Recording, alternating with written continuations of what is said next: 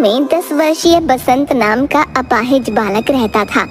बसंत के पिता गांव के मुखिया थे। बसंत का बड़ा भाई बसंत को बिल्कुल भी पसंद नहीं करता था। इसी वजह से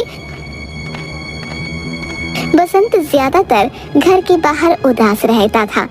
एक दिन की बात है, बसंत गांव में उदास बैठा हुआ था कि तभी उसकी ही उम्र का आकाश वहां पर अचानक गिर गया।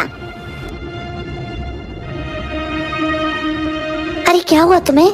सामने इतना बड़ा पत्थर है, तुम्हें दिखाई नहीं दिया? वो क्या है ना, मुझे आंखों से नहीं दिखता है, मैं अंधा हूँ। बसंत आकाश को उठाने लगा। ये तो बैसाखी है, क्या तुम चल नहीं सकते? मुझे चलने के लिए बैसाखी की जरूरत पड़ती है। तब तो हम दोनों एक से हुए। तुम रहते कहाँ हो? मेरा इस दुनिया में कोई नहीं है, मैं अनाथ हूँ। मैं अनाथ तो नहीं हूँ, पर अनाथ जैसा जीवन व्यतीत कर रहा हूँ। क्या तुम मेरी दोस्त बनोगी? क्यों नहीं, गांव में मेरे साथ कोई नहीं खेलता, कोई मुझसे बात तक नहीं करता। आज के बाद मैं तुमसे बात करूंगा। आज से हम दोनों पक्के दोस्त हुए। उस दिन के बाद आकाश और बसंत में गहरी दोस्ती हो गई। मगर कुछ दिन बाद अचानक आकाश गायब हो गया। बसंत ने उसे बहुत ढूंढा, मगर वो नहीं मिला। आकाश का इंतजार करते हुए बसंत जवान हो गया। एक दिन बसंत अपने कमरे में गहरी नींद सो रहा था कि तभी उसकी बड़ी भाभी गुस्से से कमरे में आ गई। अरे दोपहर के 11 बज रहे हैं लाड साहब, सब्जी नहीं लानी क्या? क्या दोपहर के 11 बज गए? क्षमा करना भाभी, क्या है कि कल मुझे पूरी रात नींद नहीं आई। ऐसा क्या कर रहे थे रात में कि पूरी नींद ही नहीं आई? कहीं किसी लड़की से कोई चक्कर तो नहीं हो गया? ये कैसी बात कर रही हो आप भाभी? मेरे इस तरह के संस्कार बिल्कुल नहीं है। तुम कोई काम काज तो करते हो नहीं, तुम्हारा काम तो बस बैसाखी पकड़कर इधर उधर डोलना रह गया है। बसंत बेचारा बैसाखी पकड़े हुए बाजार चला गया। बाजार में बसंत सौदा खरीद ही रहा था कि तभी बाजार में उसका मिलने वाला एक व्यक्ति मिल गया। क्या हाल है बसंत भाई? आज तुम्हारा चेहरा कैसे उतरा हुआ है? अब तुम्हें क्या बताऊं, मेरी माँ मुझे बचपन में छोड़कर चली गई। सोचा था जब भैया की शादी हो जाएगी तो भाभी मुझे माँ की तरह प्रेम करेगी, मगर भाभी मुझे अपमान करने का कोई मौका नहीं छोड़ती है। तो तुम इस बात की शिकायत अपने पिता से क्यों नहीं करते? वो तो गांव के मुखिया है, दूसरों की समस्या सुलझाते हैं, क्या अपने घर की समस्या नहीं सुलझा सकते? डरता हूँ, पिताजी मुझसे बहुत प्यार करते हैं। अगर उन्हें मेरे प्रति भाभी के बुरे रवैये का पता लगा तो वो बहुत ज्यादा नाराज हो जाएंगे। आखिर मुझे रहना तो उनके साथ है ना। अच्छा मैं चलता हूँ, नहीं तो भाभी नाराज हो जाएगी।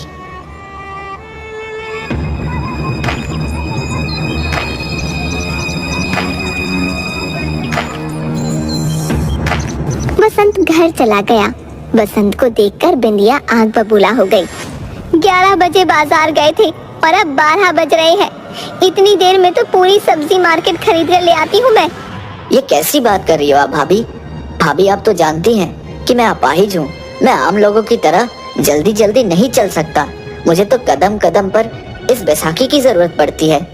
जुबान लड़ाता है बदतमीज। इतना कह के बिंदिया ने एक तेज चांटा बसंत के गाल पर मार दिया। तभी बसंत का भाई कल्लना गया। क्या हुआ, इतना नाराज क्यों हो रही हो? तुमने ऐसा थप्पड़ क्यों मारा? देखिए जी, 11 बजे बाजार गया था, 12 बजे लौटा है। 1 घंटे से इसका इंतजार कर रही हूँ मैं। सही किया तुमने, इसके गाल पर एक थप्पड़ जड़ दिया। वैसे भी पिताजी ने इसे बहुत ज्यादा सर पर चढ़ा रखा है। बसंत आंखों में आंसू लिए अपने कमरे में बैठ गया। दोपहर में उसे किसी ने खाना भी नहीं दिया। शाम को उसके पिता मुखिया उसके कमरे में आ गए। क्या बात है बसंत, इतने गुमसुम क्यों बैठे हुए हो? पिताजी बस ऐसे ही कुछ सोच रहा था। बसंत, मैं तुम्हारी आंख पढ़ सकता हूँ। तुम्हारी आंखों को देखकर मैं समझ गया कि किसी ने तुमसे कुछ कहा है और तुम भूखे भी लगते हो। मैं क्या करूँ पिताजी, भाभी हमेशा मुझसे बगैर किसी बात के झगड़ा करती रहती है। तो तुम इसलिए उदास बैठे हुए हो बसंत? अपनी भाभी की बात पर ज्यादा ध्यान मत दिया करो। पिताजी, मैं उनकी बातों पर ज्यादा ध्यान नहीं देता, मगर आज भाभी ने मुझे बगैर किसी गलती के एक थप्पड़ मार दिया। मुझे उनके थप्पड़ का बुरा भी नहीं लगा। पिताजी, बुरा मुझे इस बात का लगा कि थप्पड़ खाते हुए भैया ने भी देखा, मगर भाभी को डांटने की बजाय उल्टा ही वो मुझे अपमानित करने लगे। कभी कभी मुझे माँ की बहुत याद आती है पिताजी। मुझे तुम्हारी कभी कभी बड़ी चिंता होती है बसंत, कि मेरे बाद पता नहीं तुम्हारा क्या होगा। पता नहीं मेरे जाने के बाद तुम्हारा बड़ा भाई तुम्हें 2 वक्त की रोटी खिला भी पाएगा या नहीं। अगले दिन मुखिया ने अपने दोनों खेत बसंत के नाम कर दिए। इस बारे में बसंत के बड़े भाई को कुछ नहीं पता था, मगर अचानक मुखिया की मौत हो गई। मौत के कुछ दिन बाद मुखिया का दोस्त जगमोहन घर आया। मुझे कहते हुए अच्छा तो नहीं लग रहा, लेकिन मुखिया जी ने मरने से पहले मुझसे कहा था कि ये बात उनके मरने के बाद ही उनके बड़े बेटे को बताई जाए। इतना कहकर जगमोहन ने अपनी जेब से कुछ कागजात निकाल लिए। ये क्या है? मुखिया जी ने अपने दोनों खेत अपने सबसे छोटे बेटे बसंत के नाम कर दिया है। ये क्या कह रहे हो आप? पिताजी ने तो इस बारे में मुझे कभी कुछ बताया ही नहीं। शायद उन्हें लगता था कि उनके मरने के बाद तुम उनके पुत्र बसंत को और ज्यादा परेशान करोगे, इसलिए उन्होंने अपने दोनों खेत अपने छोटे बेटे के नाम कर दिया। हाय हाय, मुझे तो पहले से ही शक था कि पिताजी कुछ ऐसा ही करेंगे। अब तुम सब क्या करोगे? रह गए ना ठन ठन गोपाल सब के सब। अब ये तुम्हारा लंगड़ा भाई तुम पे जिंदगी भर शासन करेगा। ये तुम्हारा पारिवारिक मामला है। लड़ने और झगड़ने की बजाय आपस में बैठकर बातचीत से इस समस्या का समाधान कर लो। इतना बोलकर जगमोहन वहाँ से चला गया। कल्लन ने बसंत को धक्के देकर घर से निकाल दिया। बसंत बेचारा भूखा प्यासा दूसरे गांव में भटकने लगा। एक रात बसंत भूखा प्यासा जुगियापुर गांव में टहल रहा था कि तभी उसकी नजर एक व्यक्ति पर पड़ी जो घास पर बैठा हुआ भोजन कर रहा था। भोजन को देखकर बसंत के मुंह में पानी आ गया। वो सीधा उस व्यक्ति की ओर चला गया। भैया, क्या मुझे भी कुछ खाने को दोगे? उस व्यक्ति ने उंगलियों से टटोलते हुए एक रोटी का टुकड़ा बसंत को दे दिया। मेरा नाम आकाश है। आकाश? कहीं तुम वो आकाश तो नहीं जो मेरे बचपन के मित्र थे और तुम अचानक गायब हो गए थे? हाँ हाँ, मैं वही आकाश हूँ। कहीं तुम बसंत तो नहीं? हाँ, मैं बसंत हूँ। मेरे दोस्त, मैंने तुम्हें कहाँ कहाँ नहीं ढूंढा। तुम कहाँ चले गए थे? अब तुम्हें क्या बताऊं बसंत, गांव के एक व्यक्ति ने मुझे सड़क पार करने का वादा किया और अपनी मोटरसाइकिल के पीछे बिठा लिया और वो मुझे इस गांव से बहुत दूर शहर में छोड़ आया। तब से मैं ऐसे ही भटकता हुआ फिर रहा हूँ और इतने वर्ष बाद आज यहाँ तक लौट आया हूँ। तुम बताओ, तुम यहाँ पर क्या कर रहे हो?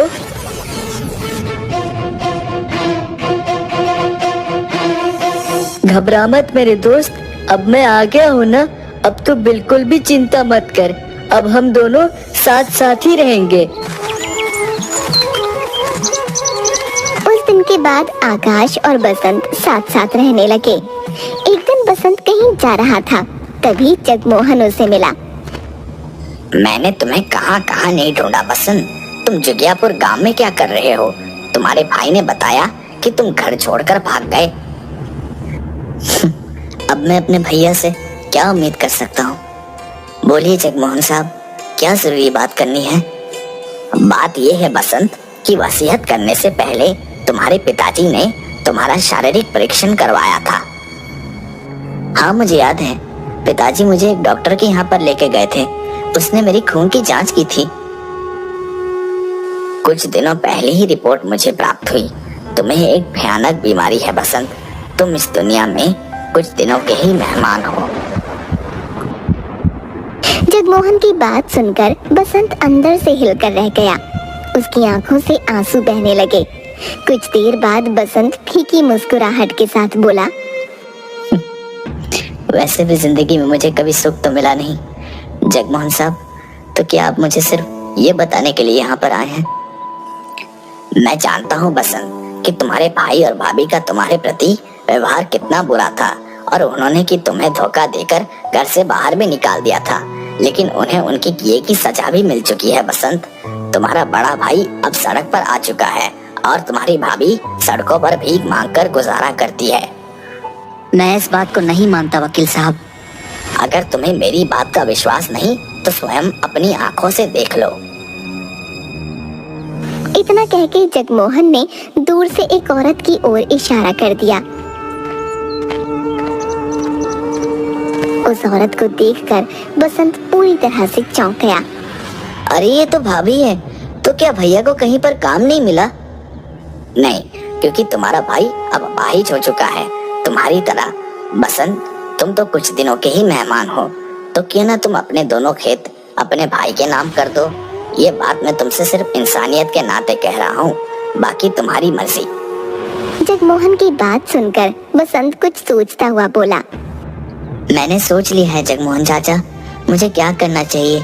आप घबराओ मत, मैं अपने भैया और भाभी को सड़क पर भीख मांगने नहीं दूंगा, लेकिन उसके बदले मैं आपसे कुछ चाहता हूँ। तुम मुझसे क्या चाहते हो? बसंत जगमोहन के कान में कुछ बताने लगा। अगले दिन आकाश ने देखा कि बसंत नहीं था। आकाश ने बसंत को बहुत ढूंढा, मगर बसंत उसे कहीं नहीं मिला। ऐसे ही कई महीने बीत गए। एक दिन अचानक आकाश किसी कार से टकरा गया। कार से एक व्यक्ति बाहर निकलकर आ गया।